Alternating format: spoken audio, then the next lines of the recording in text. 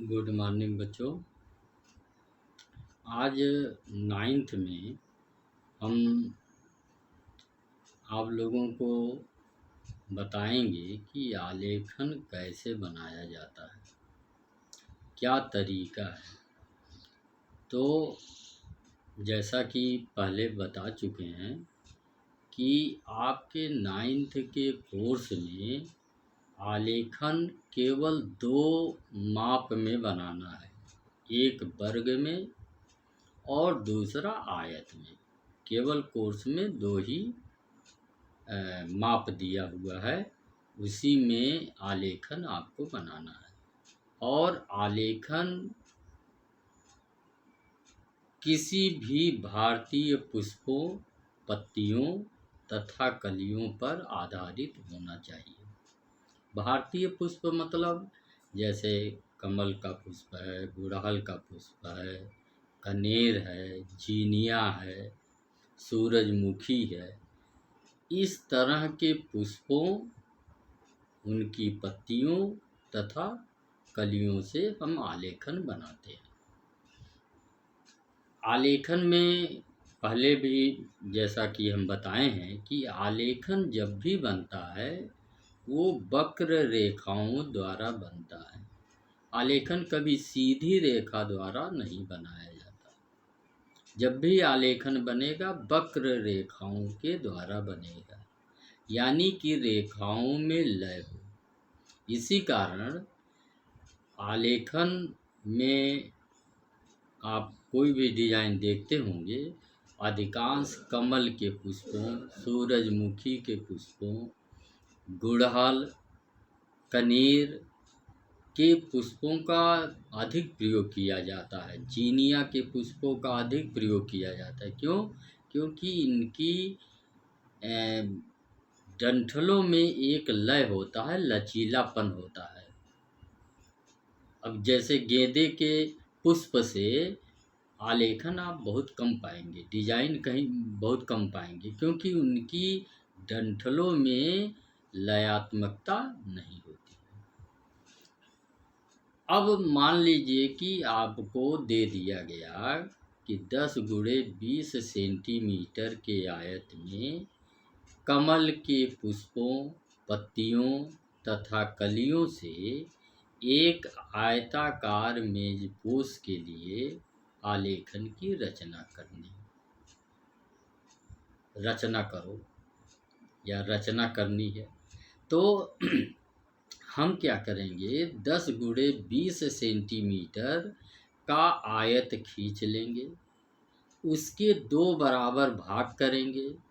तो अगर 10 गुणे 20 सेंटीमीटर का आयत है, जैसे ये 10 गुणे 20 सेंटीमीटर का ये आयत है, और अगर इसको हम 2 बराबर भागों में विभाजित करेंगे बीच में से, तो 10 गुणे 10 का ये 2 वर्ग बन जाएगा।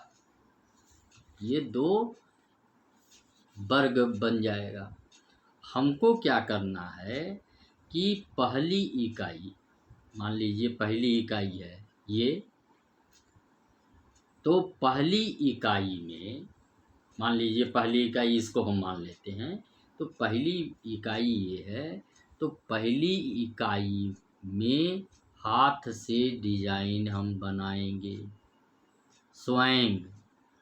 और एक चीज़ और ध्यान रखिए कि मौलिक आलेखन बनाना। मौलिक का मतलब कि कहीं का नकल किया हुआ न हो, स्वयं डिजाइन स्वयं का तैयार किया गया हो। तो इसमें आप देखिए, अब आलेखन बनाने के लिए हम वक्र रेखाओं का यानी लयात्मक रेखांकन का प्रयोग किए। तो आप क्या करेंगे, 10 गुणे 20 सेंटीमीटर यहाँ बीच से एक लाइन ऐसे खींच देंगे। अब इसमें हम पेंसिल से पहले बनाएंगे। पेंसिल से जब इसमें बनाएंगे तो हम रेखा चलाते समय ये ध्यान रखेंगे कि इसमें जो रेखा हम चलाएंगे, जो रेखा हम खींचेंगे, वही रेखा इधर जब ट्रेसिंग करेंगे तो बनेगा। तो हमने जैसे कली निकाला तो इसको इस टाइप से निकाला। क्यों? क्योंकि जब इधर से भी आएगा तो एक ये डिजाइन दिखाई देगा। अब इसी में से देखिए ऐसे करके इधर यहाँ पर पत्ती निकाल दिया। क्यों? क्योंकि जब इधर से हम उसको ट्रेस करेंगे तो वैसे पत्ती इधर आएगी। फिर ऊपर देखिए पत्ती बनाया गया है तो इधर से भी पत्ती आई है। फिर ये जगह अब खाली बच रहा है तो इसको इस तरीके से डिजाइन बना दिए, इसमें कली भी बना दिए। ये कली है तो यहाँ जगह बच रहा तो इस टाइप की सहायक डिजाइन निकाल दिए। ये सब सहायक डिजाइन है। डिजाइन बनाने के लिए ये सब का प्रयोग किया जाता है। तो पत्ती हो गया। अब देखिए यहीं से निकाल करके यहाँ से फूल बना दिया गया, यानी पुष्प बना दिया गया। अब अगर हम यहीं से उठावें और डायरेक्ट यहाँ पहुँच जाएं और यहाँ पुष्प बना दें, देखने में अच्छा लगेगा? नहीं लगेगा। यहाँ यहीं से हम शुरू करें और पेंसिल से सीधे यहाँ पर जा करके यहाँ पर कली बना दें, नहीं अच्छा लगेगा। इस रेखा में लय होना चाहिए। इसी नाते कहा जाता है आलेखन वक्र रेखाओं द्वारा बनता है और रेखा में लयात्मकता होनी चाहिए। अब इसमें लय है, ऐसे ऐसे फिर ऐसे, फिर इधर घुमाए इधर, फिर इस इधर घुमाए तो यहाँ से घुमाए, इधर हमको आना है तो यहीं से हम जाएंगे। ये नहीं कि यहाँ बनाना है तो यहाँ से सीधे ऐसे चले गए या इन रेखाओं को काटते हुए हम रेखा ले गए, तब तो डिजाइन चौपट हो जाएगी। यानी वो डिजाइन आलेखन देखने में अच्छा नहीं लगेगा। अब यहाँ कमल का पुष्प बना दिए। अब फिर देख रहे हैं कि ये नीचे का हमारा जगह खाली हो जा रहा है। अगर यहाँ जगह खाली है तो जब हम ट्रेस करेंगे तो यहाँ सब जगह खाली हो जाए तो आलेखन भरा सा नहीं लगेगा, अधूरा लगेगा। तो फिर इसमें से हमने निकाल करके ये यहाँ पर पत्ती बना दिया। पत्ती बनाने के बाद इसको इधर ले आकर के वो कली बना दिया। फिर ये कली यहाँ पर बना दिया।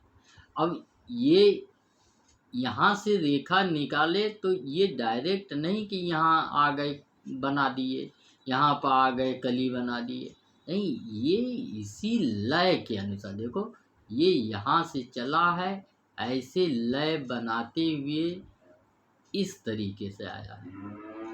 यानी ये रेखा इसी में जुड़ी हुई लग रही है और फिर ये रेखा आकर के ऐसे देखिए, देखो जुड़ी हुई लग रही है। और जब रेखाएं एक दूसरे में जुड़ी हुई लगती हैं तो ही जाकर के ये आलेखन बनता है। अब डायरेक्ट यहाँ से निकालें और यहाँ कली बना दें, यहाँ से लामें यहाँ कली बना दें, ऐसे पुष्प बना दें तो नहीं अच्छा लगेगा। अब इसको देखो यहाँ से चले यहाँ तो ये इधर बन गया। तो जब हम ट्रेसिंग करेंगे तो इधर। अब ट्रेसिंग कैसे करेंगे?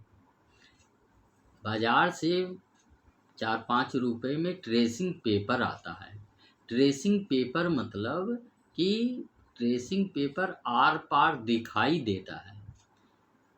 पहले आप पेंसिल से बना लीजिए। पेंसिल से बनाने के बाद उसको पहले निरीक्षण कर लीजिए कि आलेखन सही बना है कि नहीं बना है। जो कमी हो उसको सही कर लीजिए।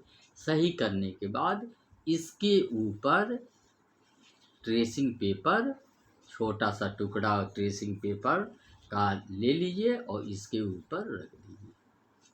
और ऊपर से जब आर पार दिखाई देगा तो आलेखन के ऊपर से 2B पेंसिल से उसी आलेखन के ऊपर आप पेंसिल को चलाएंगे।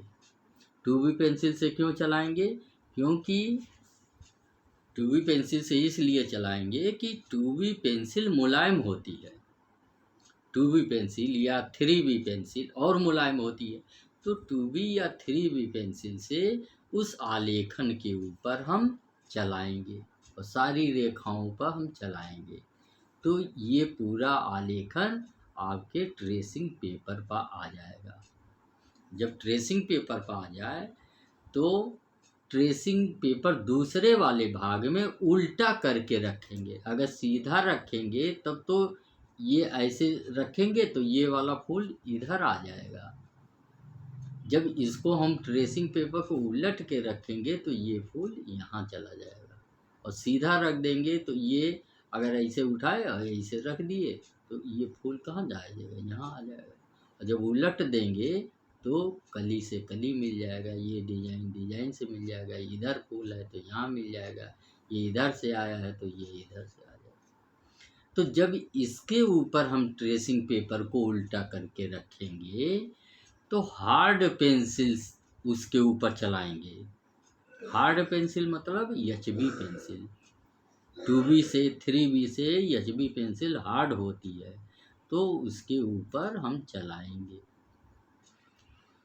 और पेंसिल चलाते समय ये जो दो भाग में बटा रहेगा तो यहाँ पर हम थोड़ा सा ऐसे निशान लगा लेंगे, ऐसे, फिर यहाँ पर ऐसे निशान लगा लेंगे, यहाँ पर ऐसे निशान लगा लेंगे, यहाँ पर ऐसे निशान लगा देंगे। यहाँ आलेखन बनाते समय, छापते समय, ट्रेसिंग करते समय ऐसे निशान बना लेंगे, यहाँ पर निशान बना लेंगे, यहाँ पर। इसको जब इसको उल्टा करेंगे तो वही निशान इन चारों से हम जब मिलाएंगे तो ये बराबर हो जाएगा। और जब एचबी पेंसिल से इसको दबा करके हम आलेखन को ट्रेस करेंगे तो ये आलेखन, जब ट्रेसिंग पेपर उठाएंगे तो ये आलेखन इस वाले खाने में, इस वाले भाग में निशान छोड़ देगा। इसके बाद ट्रेसिंग पेपर उठा करके आप 2B पेंसिल से सफाई के साथ में उसके ऊपर पेंसिल चला करके दोहरा लीजिए। और दोहराने के बाद जब देख लीजिए कि आलेखन एकदम सही बन गया है तो बीच की लाइन को मिटा दीजिए। अब पूरा आलेखन आपका एक हो गया। ऐसा क्यों किया गया है? क्योंकि आप चाहे जितना बढ़िया तरीके से इस वाले भाग में बनाएं और इस वाले भाग में हाथ से बनावें तो अंतर हो जाएगा, और डिजाइन में अंतर नहीं होना चाहिए। कोई भी बनावे, पहले खाने में बना रहेगा तो दूसरे खाने में जब बनाएगा तो वो अंतर निश्चित हो जाएगा। इसीलिए इसको ऐसा किया जाता है कि पहले भाग में बना करके और दूसरे भाग में छापा जाता है। इसको कहते हैं आवृत्ति। जैसे आलेखन को 2 आवृत्तियों में बनाओ, अगर यही 3 आवृत्तियों में बनाने का के लिए कहता तो इसी के 3 भाग होते। तो पहले में हम ट्रेसिंग करते, दूसरे में ट्रेसिंग पेपर को उल्टा करके छापते, और तीसरे में फिर ट्रेसिंग पेपर सीधा हो जाता। फिर चौथा बनाना हो तो फिर चौथे में उल्टा हो जाता। यही क्रम चलता रहेगा और आलेखन ये डिजाइन दोहराया जाता रहेगा। साड़ी का बॉर्डर आप देखे होंगे, एक ही डिजाइन पूरे बॉर्डर में बनी होती है। तो ये बीच की लाइन मिटा दिए, बीच की लाइन मिटाने के बाद ये आलेखन आपका पूरा इस तरीके से हो जाएगा।